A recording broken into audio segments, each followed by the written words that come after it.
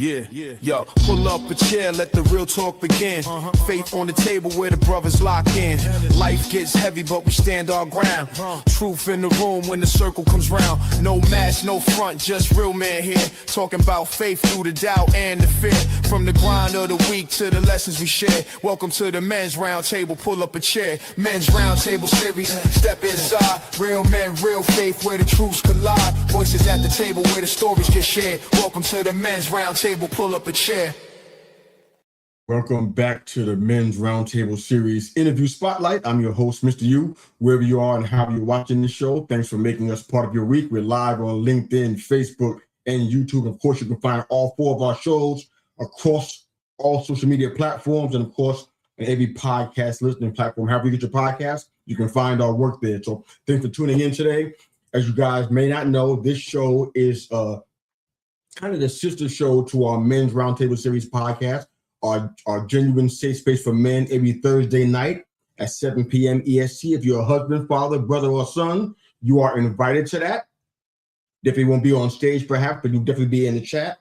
Love to hear your comments and questions, add to the conversation. It's a safe space that we built just for you guys, so you're definitely invited.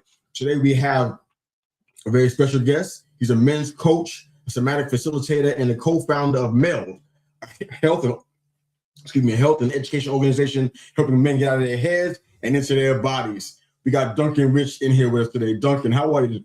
I'm doing well.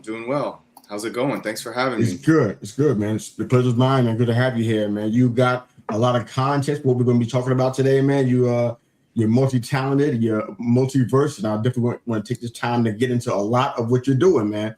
But you're a father and you're a husband, and you deal with what men are dealing with, stress, trauma, helping them kind of deal with their emotions, things like that.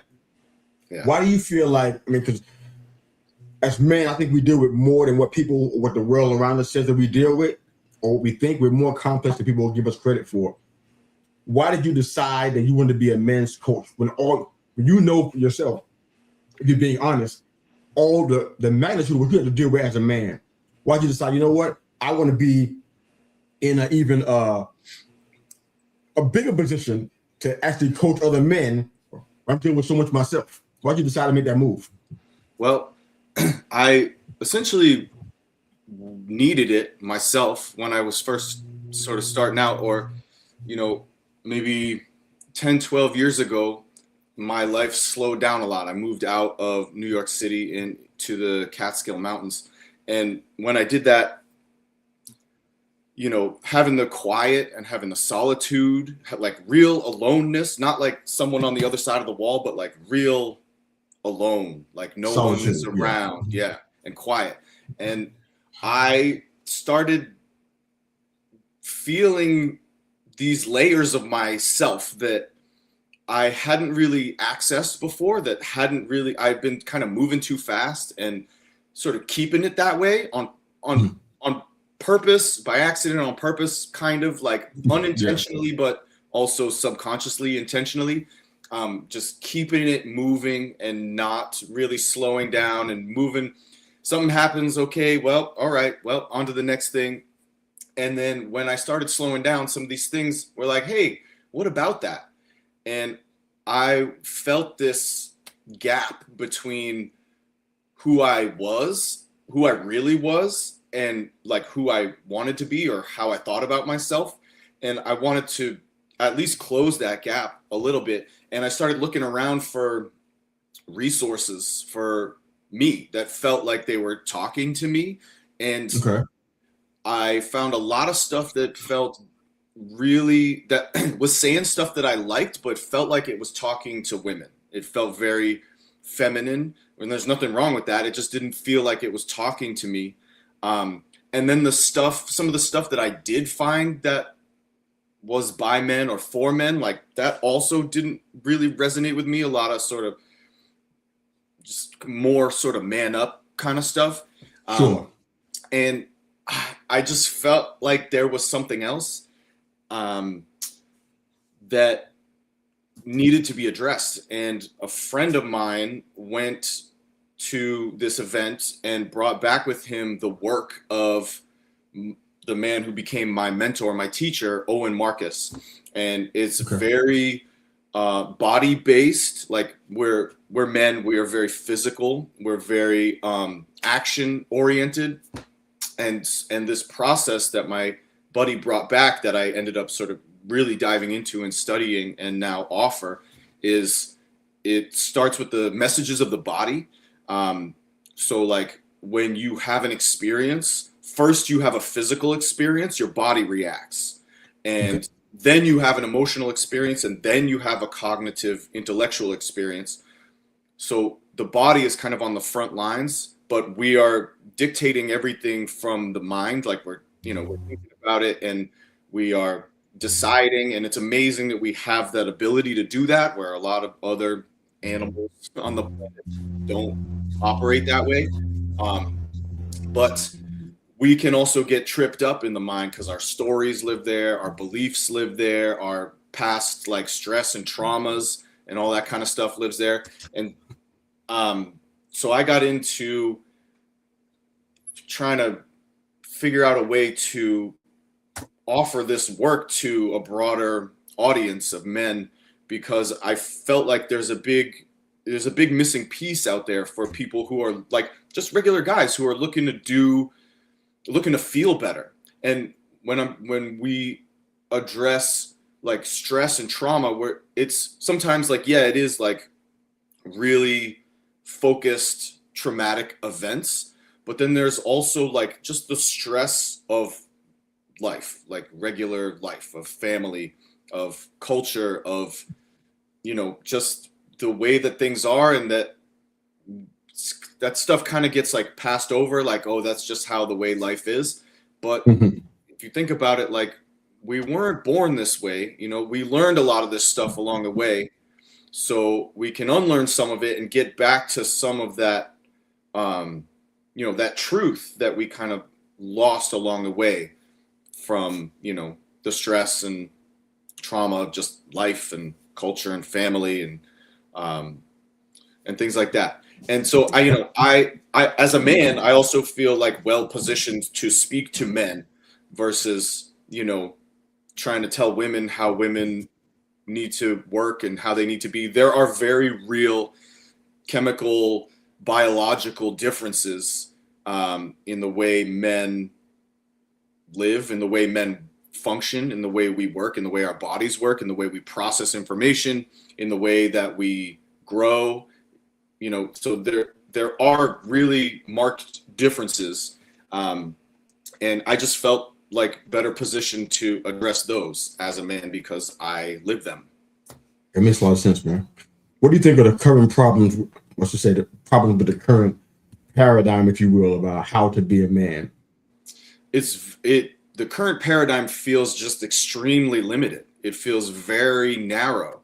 There's not a lot of options, and there's not a lot of different pathways that are like acceptable for men to pursue, especially when it comes to the things that are getting in our way.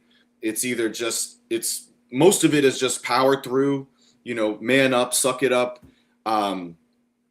and don't let it get in your way. Don't let it get in the way of achieving, and don't let it get in the way of your accomplishments. But that's got a very limited usefulness. Like there are things that are embedded in your nervous system. You're not choosing this stuff. It's just how you have been shaped, or how we have been shaped. And if we don't get in there and make those unconscious, patterns conscious and bring them to the surface and look at them, then they're just running our lives. And that's why a lot of us feel like we're kind of adjacent. We're kind of next to who we want to be. We can see him, and, we feel him sometimes, but most of the time, we're like trying to get there. And when you slow down and you get into your body, then you become present and you get to sort of unite with this person, this idea of who you want to be, and you get to see what's really there. And a lot of times what's really there is, there's some discomfort, and then you get to address it. You get to like look at that stuff at least and process it. So it, this stuff from when you're 3, 4, 5 years old isn't still controlling your life and the way that you operate and how you relate to people and your relationships, and your work and everywhere. That makes sense. Before we get into some of your work, I've noticed a pattern when people, when they join our show or I watch them on other shows, either one applies. They're on this mission, but I always want to get into why of the mission. What about the things that you deal with other men, trauma, addiction, those kind of things are part of your personal journey you can share as the reason that kind of shaped the work that you're doing with the men at MELD. Does that make sense? Yeah, I think so. Okay. Yeah. So, I grew up, I love my parents. They're great people. They did a really great job. And I still feel like there was something missing for me. And this is not their fault. Like I'm not blaming them. I'm not blaming, it's no one's fault. It's like this systemic thing that it's the water that we're all swimming in. So I left home, when I was 18, and I kind of set out to do my own thing. And I, got into just a lot of numbing, a lot of drugs, a lot of alcohol, a lot of addiction, in different capacities, like attention stuff, like where I put my attention and what I was avoiding, and doing a lot of drugs and exploring in a certain sense, but also like running in another sense. And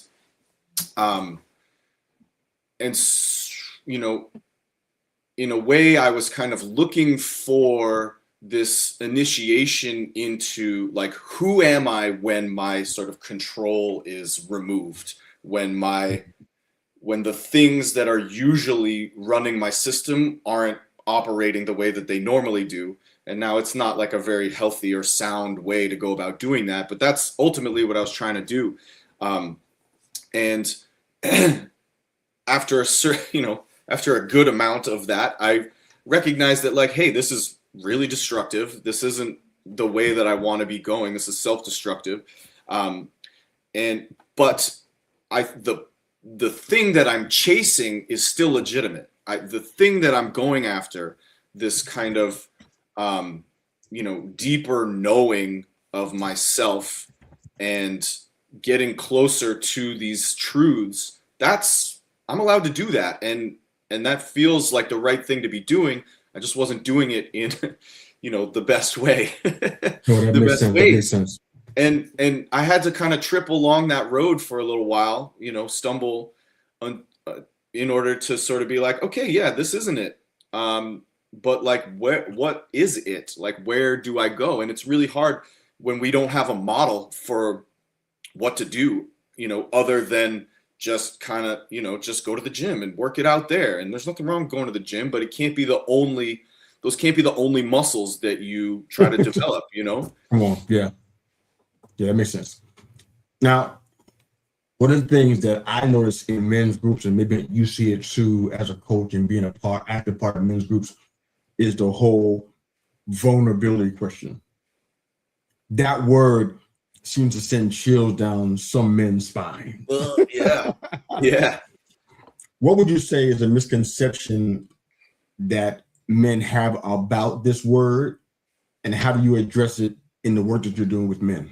Yeah, that's a great question. So vulnerability, that's kind of that's on the flag of the dominant paradigm that we have right now, is like vulnerability equals weakness.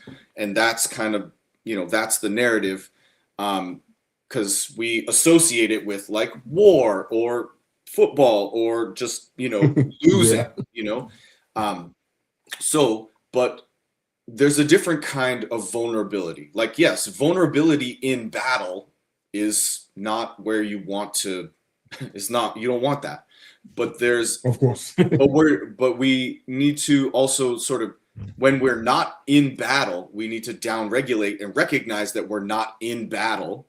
And vulnerability allows for a lot wider spectrum of awareness and, and of experience. So vulnerability is strength.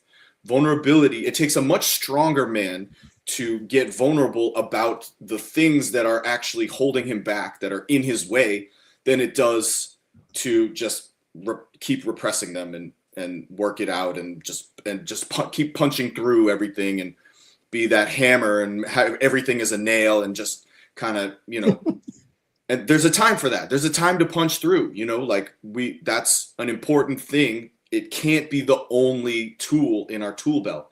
So, we have a practice, we call it assertive vulnerability.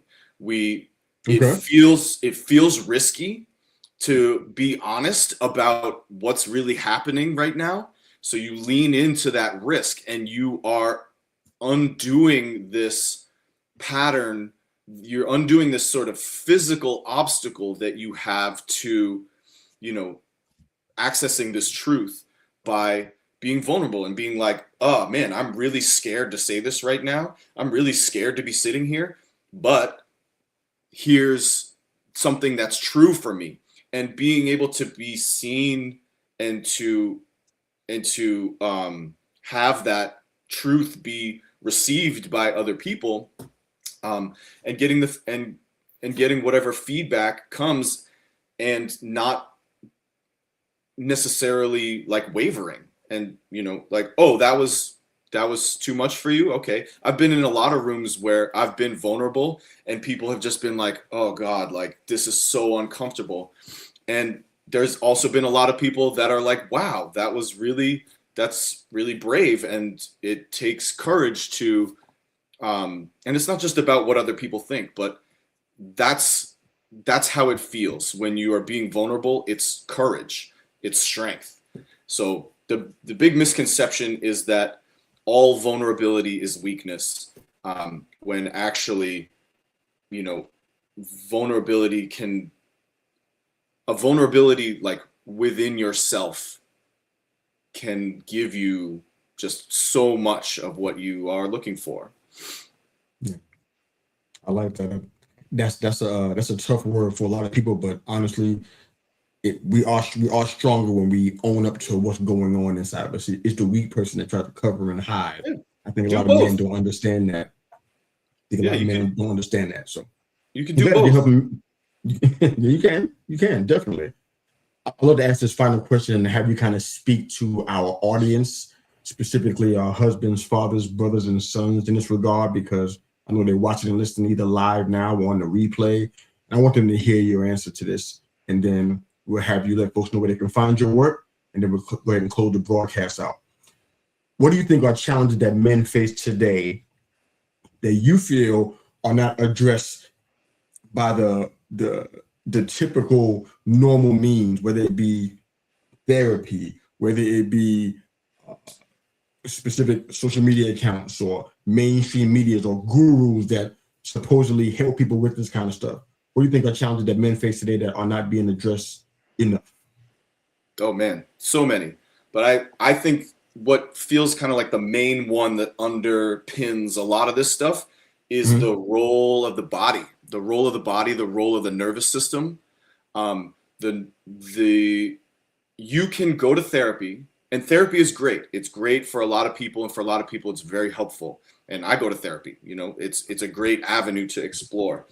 When you are talking about your problems and you are just kind of going over the issues again and again, your body experiences those issues again to a certain degree. So there is a component that is potentially re-traumatizing yourself. And you can go to therapy, you can understand what is wrong. You can know where it came from. Like, oh, well, I was neglected, or I was abused, or, I didn't get what I needed in whatever way. You can even know what you need to do about it. You can know what you need to do about it, and still that pattern will control your life. And still you won't be able to overcome. You'll keep hitting that same wall. And the reason you keep hitting that same wall is because the answer, or the pattern that is continually pushing you down the same path, that is a nervous system pattern. At one point when you were young, you had an experience that was too big for you to process, and left unprocessed, you started feeling this discomfort of having this unresolved and unprocessed, but you can't really do anything about it. Either you don't have the agency, you don't have the safety, or you don't have the skills, or all of that. And so this thing in you keeps reminding you in your body that it's painful, it's uncomfortable. And so what we do, instead of addressing it, because we don't have the skills or tools or safety to do that, we turn away from the entire system of communication. And so we stopped listening to the signals of our body, which, as I said, are on the front lines of our experience. The body speaks a different language. The body speaks the language of experience. The mind speaks in the language of analysis. So you exit the realm of the experience in order to have the analysis of it, but the pattern exists in the experience. And those are the levels that somatic work, body-based work.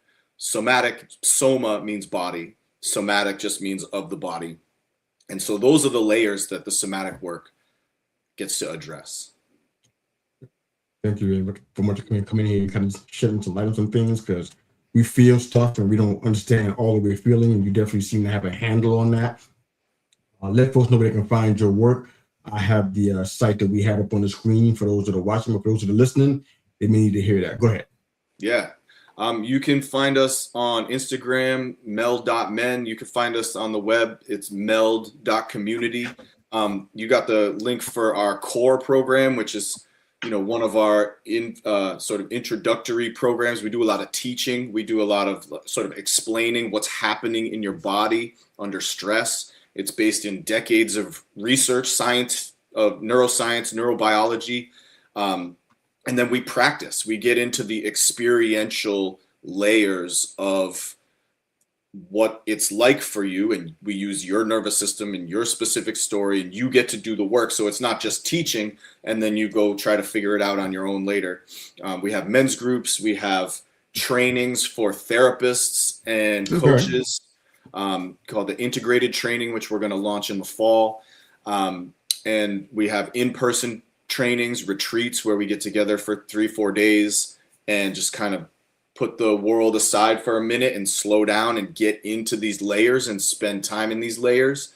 The bonding that happens in these programs, especially at the in-person, it's all men.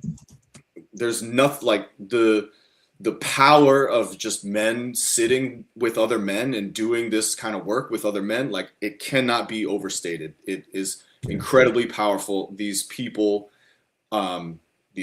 we become so closely bonded. Like I'm closer with people I have been to one retreat with than I am with like people that I've known for a super, super long time, just because of the depth that we're able to achieve in these settings. So come check us out. MELD, MELD, meld.community. We're going for it. So congratulations, man. You guys are doing a lot of things, and it sounds like you're achieving some of those goals, man. So thanks for what you're doing with men. Definitely appreciate that. You can find Duncan on Instagram at MELD.community on the web. Thanks again for being a part of the conversation, Duncan. Appreciate you, man. Thank you so much for having me, man. It's been great. Thank you. Same here, sir. For those that are watching and listening, thanks for making us part of your week. That's Duncan Rich. I'm Mr. U. Have a great day. Thanks for listening to the Men's Roundtable Series Interview Spotlight. You're watching too. Thanks for that. Men's Roundtable Series, step inside. Real men, real faith, where the truths collide. Voices at the table where the stories get shared. Welcome to the Men's Roundtable, pull up a chair.